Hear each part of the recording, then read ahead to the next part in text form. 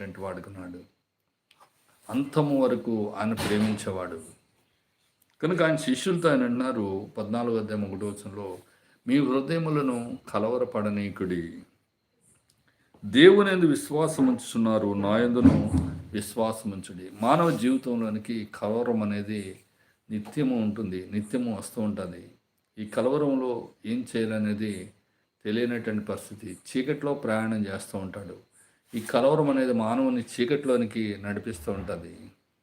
మరి ఈ చీకట్లో కూడా వెలుగు ఇవ్వగలిగినటువంటిది ఎవరు అంటే దేవుని యొక్క వాక్యం మాత్రమే. యేసుప్రభు శిష్యులు ఆయన చనిపోయి పాతిపెట్టబడిన తర్వాత వారు కలవరంలోకి వెళ్ళిపోయినారు. ఎమ్మాయి అనే గ్రామంలోకి వాళ్ళు వెళ్ళిపోయినారు. మనం కూడా కష్టాలు వచ్చినప్పుడు, ఇరుకులు వచ్చినప్పుడు, సమస్యలు వచ్చినప్పుడు కలవరంలోనికి వెళ్ళిపోతూ ఉంటాం. అందుకే యేసు ప్రభు వారు శిష్యులతో మాట్లాడుతూ మీ హృదయంలో కలవరపడనీకుడి, నా యందు విశ్వాసం ఉంచండి అని మాట్లాడినారు. అంతేకాదు వారికి ఒక మరి